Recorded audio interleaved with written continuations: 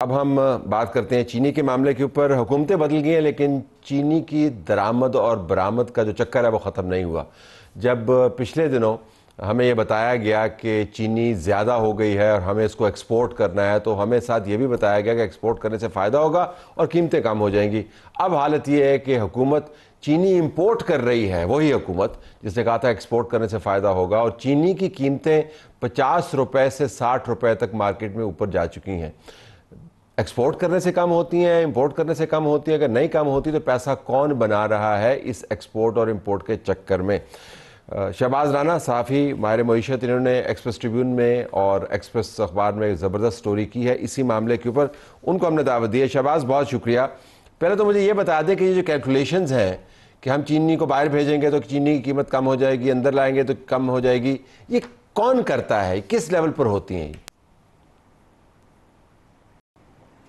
जी बिस्मिल्लाहिर्रहमानिर्रहीम, बहुत शुक्रिया तला साहब आपका। ये कैलकुलेशन वही लोग करते हैं जो मेन स्टेक होल्डर्स, और मेन स्टेक होल्डर्स जो हैं वो शुगर मिलर्स हैं, जिनकी रिप्रेजेंटेशन बॉडी जो है वो पाकिस्तान शुगर मिल्स एसोसिएशन है। वो हर जगह अपना जो रोल है वो प्ले कर रहे होते हैं, चाहे वो शुगर एडवाइजरी बोर्ड है वहाँ पे वो बैठे हुए हैं। अगर हुकूमत ने चीनी इंपोर्ट करने का फैसला करना है तो वो भी मीटिंग्स में बैठते हैं, अगर एक्सपोर्ट करने का फैसला करना है तब भी वो मीटिंग्स में बैठते हैं। और उनके साथ जो दूसरे स्टेक होल्डर्स होते हैं, जो प्रोविंशियल गवर्नमेंट्स होती हैं, उनके रिप्रेजेंटेटिव, जो केन कमिश्नर्स होते हैं, FBR के लोग होते हैं, तो ये वो सारे लोग हैं जो अरसा दराज से चेहरे बदलते रहते हैं, ऑफिस बेरर्स बदलते रहते हैं, लेकिन जो एक्चुअल जो लोग हैं वो यही है। ये आपको बताते हैं आके कि इस साल जो आपकी चीनी की खपत है वो बढ़ गई है तो इसलिए हमें दरामद करनी पड़ेगी। फिर अगले साल आके ये बताते हैं कि नहीं, चीनी की खपत तो लोगों में कम हो गई है तो हमारे पास बहुत ज़्यादा सरप्लस स्टॉक्स हो गए हैं, हम जो ग्रोअर्स हैं, जो किसान हैं, उनको हम पेमेंट्स नहीं कर सकते, तो आप हमें एक्सपोर्ट करने की इजाज़त दें। एक्सपोर्ट करने की इजाज़त ना दी तो हम उनको अदायगियाँ नहीं करेंगे, अदायगियाँ हम नहीं करेंगे तो वो सड़कों पर आ जाएंगे, तो हुकूमतों का मसला हो जाएगा। तो ये एक ऐसा एक गोरख धंधा बना हुआ है पिछले कई सालों से, जिसका आज तक किसी के पास हल नहीं है। और हर हुकूमत, चाहे वो पाकिस्तान पीपल्स पार्टी की हो, चाहे वो पाकिस्तान तहरीक इंसाफ की हो, चाहे पाकिस्तान मुस्लिम लीग नवाज की हो, वो इनके हाथों जो है वो ब्लैकमेल हो। अच्छा, अगर आप मुझे वॉल्यूम बता पाएँ कि जब हमने पहले एक्सपोर्ट पे चले जाते हैं कि हमने चीनी बाहर भेज देनी, हमारे पास सरप्लस हो गई है, तो चीनी हमने कितनी बाहर भेजी और उससे कितने पैसे बने, और वो पैसे थ्योरेटिकली किस किस के पास गए?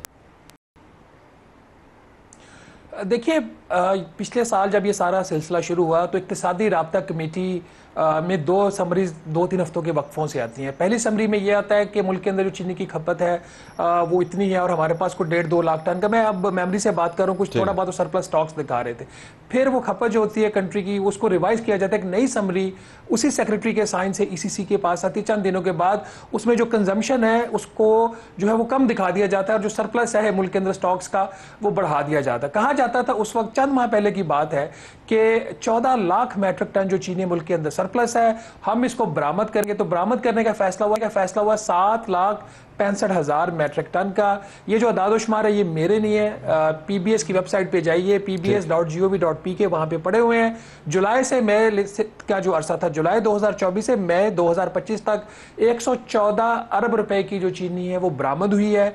और उसकी बरामद से जो पैसा है, ऑफकोर्स जो शुगर मिले हैं जो हर सूबे के अंदर है, उनको जो कोटा बाकायदा अलॉट किया गया। आप एक चीज ध्यान में रखिए तलब हुसैन साहब, एक तरफ जो कंपटीशन कमीशन ऑफ पाकिस्तान है वो बताता है कि कार्टेलाइजेशन बुरी बात है, और दूसरी तरफ इस मुल्क की जो काबीना की कमेटी, इक्तिसादी राब्ता कमेटी, वो ये फैसला करती है कि जो चीनी एक्सपोर्ट होगी उसमें कौन सी शुगर मिलोगा, कितना कोटा होगा। इस हद तक जो है वो चीजें मैनेज होती हैं। तो उसी तरीके से जिसका जो कोटा था, जिसका जो शेयर था प्रोडक्शन का, उतनी उसको फिर, अगर उसके पास चीनी पड़ी हुई थी, तमाम मिलों के पास शायद चीनी नहीं थी, कुछ ने अपनी जो चीनी थी लोकल मार्केट में भेज दी थी, जिनके पास थी उनको प्रोपोर्शनेटली उनको कोटा मिल गया और उन्होंने पैसा बनाया इसके ऊपर, और एक्सपोर्ट के ऊपर भी पैसा बनाया। जो चीज़ इसके अंदर इंपॉर्टेंट है वो ये है कि जब चीनी बरामद करने का फैसला नहीं हुआ था तो चीनी की कीमतें 125 रुपये से लेके 138 रुपये फी किलो तक मिलती थी। हुकूमत ने कैप लगाया था कि 145 रुपये फी किलो से ऊपर कीमतें नहीं जाएंगी। जैसे ही चीनी बरामद होती है, पिछले हफ्ते का जो PBS का जो इन्फ्लेशन का बुलेटिन है उठा के देख लीजिए, मैक्सिमम जो प्राइस कोट हुआ है गालबन 196 रुपये फी किलो है। तो ऑन एन एवरेज को 58 रुपये फी किलो जो लोकल मार्केट के ऊपर भी इन मिलों ने बनाया, और जो एक्सपोर्ट का वो मैंने आपको बता दिया 114 अरब रुपये। फिर हुकूमत को ख्याल आया कि अब चूंकि कीमतें बढ़ रही हैं, अब हमने चीनी को खरीदना है। अब हम कितनी चीनी खरीद रहे हैं और क्या इम्कान है कि ये कीमतें नीचे आएंगी? देखिए, ये अगेन एक इंटरेस्टिंग स्टोरी है कि अब हमने चीनी खरीदनी है, अब हमारा जो है वो शॉर्टेज आ गई है। वही लोग जो कल बता रहे थे सरप्लस है, वो दोबारा जाते हैं हुकूमत के पास, और वही हुकूमत होती है, वही चेहरा नहीं बदला पिछले चंद माह में। प्राइम मिनिस्टर से लेके नीचे deputy prime minister, finance minister, industry minister, food minister, सारे वही लोग हैं बाय एंड लार्ज जो करता धरता है। तो अब हुकूमत के पास जाते हैं जी कि ये देखिए सूरत हाल पैदा होगी। हुकूमत एस्टिमेट करती है कि चूंकि इस दफ़ा जो पैदावार थी वो कम हो गई है, जो क्लाइमेट चेंज आई है उसकी वजह से गन्ना की जो उसकी प्रोडक्शन का जो कल्टीवेशन कर रही है वो तो बड़ा है, लेकिन चीनी की पैदावार क्लाइमेट की वजह से 10 लाख कम हुई है। तो अब हमारी जो शॉर्टेज है तो उसको पूरा करने के लिए फैसला ये होता है कि 5 लाख मैट्रिक टन जो चीनी है वो दरामद की जाएगी। दरामद शायद इतना मसला ना होता। दो चीज़ें बड़ी अहम अगेन इसके अंदर। पहली बात यह कि इस तरह की जब समरी आती है किसी भी चीज़ की इंपोर्ट और एक्सपोर्ट की, वो रेगुलर ईसीसी एजेंडा आइटम में नहीं आती, वो हमेशा एडिशनल एजेंडा आइटम में आती है। हमेशा नहीं तो मोस्ट ऑफ द टाइम। इसी दफ़ा भी इसी तरीके से एक एडिशनल आइटम आती है ईसीसी के पास और उसमें ये सारी सूरत हाल बताई जाती है। वहाँ पर जो बहस क्या हो रही है कि इसके ऊपर जो ड्यूटी एंड टैक्सेज है वो तकरीबन 55% तक बनते हैं इंपोर्ट के ऊपर, जिसमें कोई 2% प्रोविंशियल ड्यूटी है, बाकी सारे फेडरल टैक्सेज हैं। तो अगर उसको चार्ज किया जाएगा तो ये 245 रुपए फी किलो की कीमत बनेगी। तो नहीं चार्ज किया जाएगा तो 153 की बनेगी बगैर फ्रेट के। तो उस पर वहाँ पे सेक्रेटरी फाइनेंस एक पोजीशन लेते हैं कि नहीं जी, हम तो IMF के प्रोग्राम में हैं, ना हम सब्सिडी दे सकते हैं तकरीबन 82 रुपए फी किलो, ना ही हम ये ड्यूटीज माफ कर सकते हैं। उसके बाद जो हुआ वो आपने देखा कि एक ईसीसी को बाईपास करके तलत हुसैन साहब काबीना के पास डायरेक्ट समरी जाती है, रेगुलर एजेंडा आइटम में नहीं जाती, सर्कुलेशन में जाती है, which is again a legal thing. Rules allow करते हैं कि आप सर्कुलेशन से भी समरी की अप्रूवल करवा सकते हैं। सर्कुलेशन में समरी जाती है, ड्यूटी एंड टैक्सेस माफ करके चीनी 5 लाख मैट्रिक टन दरामद करने का फैसला हो जाता है। जब पिछले दिनों हमें ये बताया गया कि चीनी ज़्यादा हो गई है और हमें इसको एक्सपोर्ट करना है, तो हमें साथ ये भी बताया गया कि एक्सपोर्ट करने से फ़ायदा होगा और कीमतें कम हो जाएंगी। अब हालत ये है कि हुकूमत चीनी इंपोर्ट कर रही है, वही हुकूमत जिसने कहा था एक्सपोर्ट करने से फ़ायदा होगा, और चीनी की कीमतें 50 रुपये से 60 रुपये तक मार्केट में ऊपर जा चुकी हैं। एक्सपोर्ट करने से कम होती हैं, इंपोर्ट करने से कम होती है। अगर नहीं कम होती तो पैसा कौन बना रहा है इस एक्सपोर्ट और इंपोर्ट के चक्कर में? शहबाज राना साफ़ी माहिर मईशत, इन्होंने एक्सप्रेस ट्रिब्यून में और एक्सप्रेस अखबार में ज़बरदस्त स्टोरी की है इसी मामले के ऊपर, उनको हमने दावत दी है। शहबाज, बहुत शुक्रिया। पहले तो मुझे ये बता दें कि ये जो कैलकुलेशंस हैं कि हम चीनी को बाहर भेजेंगे तो चीनी की कीमत कम हो जाएगी, अंदर लाएंगे तो कम हो जाएगी, ये कौन करता है, किस लेवल पर होती हैं?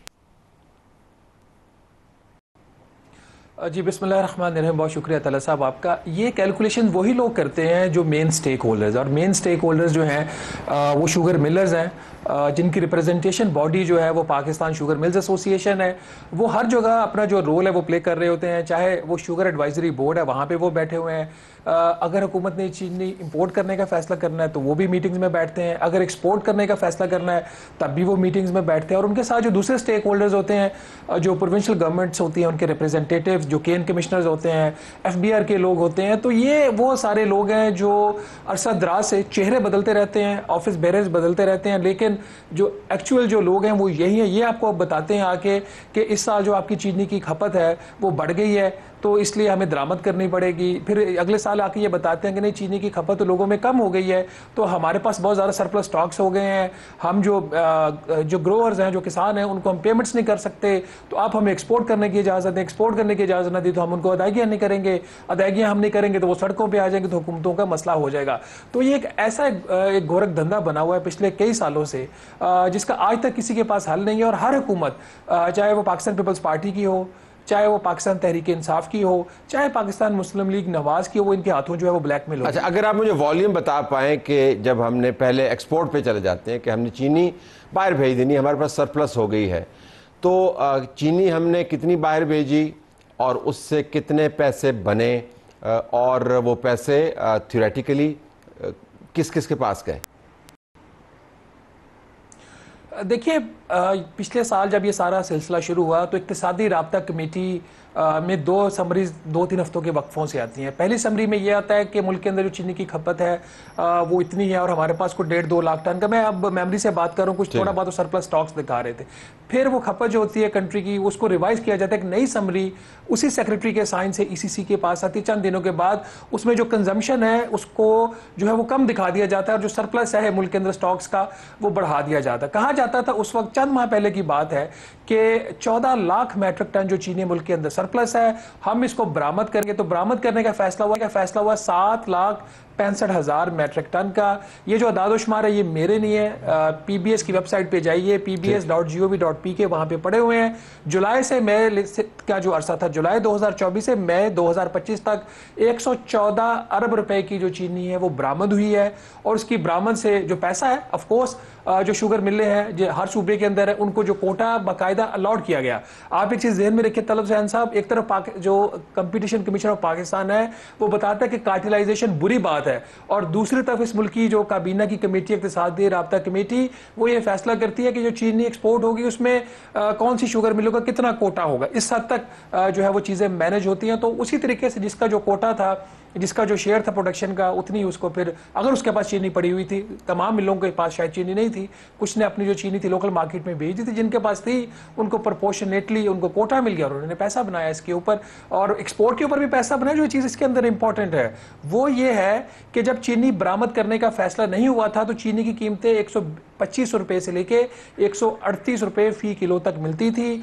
हुकूमत ने कैप लगाया था कि 145 रुपए फी किलो से ऊपर कीमतें नहीं जाएंगी। जैसे ही चीनी बरामद होती है, पिछले हफ्ते का जो पीबीएस का जो इन्फ्लेशन का बुलेटिन है उठा के देख लीजिए, मैक्सिमम जो प्राइस कोट हुआ है गालिबन 196 रुपए फी किलो है।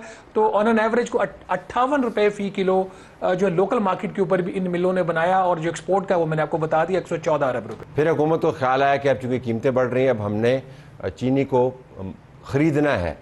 अब हम कितनी चीनी खरीद रहे हैं और क्या इम्कान है कि ये कीमतें नीचे आएंगी?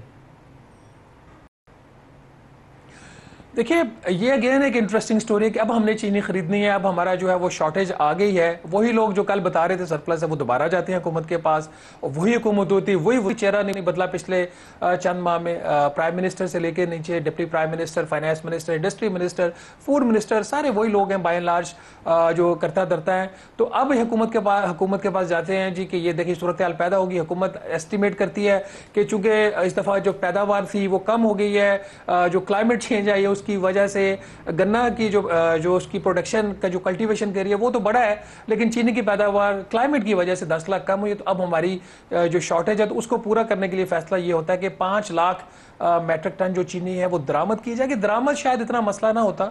दो चीज़ें बड़ी हैं अगेन इसके अंदर। पहली बात यह कि इस तरह की जब समरी आती है किसी भी चीज़ की इंपोर्ट और एक्सपोर्ट की, वो रेगुलर ईसीसी एजेंडा आइटम में नहीं आती, वो हमेशा एडिशनल एजेंडा आइटम में आती है। हमेशा नहीं तो मोस्ट ऑफ द टाइम। इसी दफ़ा भी इसी तरीके से एक एडिशनल आइटम आती है ईसीसी के पास, और उसमें ये सारी सूरत हाल बताई जाती है। वहाँ पर जो बहस क्या हो रही है कि इसके ऊपर जो ड्यूटी एंड टैक्सेज है वो तकरीबन 55% तक बनते हैं इंपोर्ट के ऊपर, जिसमें कोई 2% प्रोविंशियल ड्यूटी है, बाकी सारे फेडरल टैक्सेज हैं। तो अगर उसको चार्ज किया जाएगा तो ये 245 रुपए फी किलो की कीमत बनेगी। तो नहीं चार्ज किया जाएगा तो 153 की बनेगी बगैर फ्रेट के। तो उस पर वहाँ पे सेक्रेटरी फाइनेंस एक पोजीशन लेते हैं कि नहीं जी, हम तो IMF के प्रोग्राम में हैं, ना हम सब्सिडी दे सकते हैं तकरीबन 82 रुपए फी किलो, ना ही हम ये ड्यूटीज माफ कर सकते हैं। उसके बाद जो हुआ वो आपने देखा कि एक ईसीसी को बाईपास करके तलत हुसैन साहब काबीना के पास डायरेक्ट समरी जाती है, रेगुलर एजेंडा आइटम में नहीं जाती, सर्कुलेशन में जाती है, which is again a legal thing. Rules allow करते हैं कि आप सर्कुलेशन से भी समरी की अप्रूवल करवा सकते हैं। सर्कुलेशन में समरी जाती है, ड्यूटी एंड टैक्सेस माफ करके चीनी 5 लाख मैट्रिक टन दरामद करने का फैसला हो जाता है। हकायक खौफनाक है, इसमें हम क्या इजाफा करें? प्रोग्राम हमारा जारी है।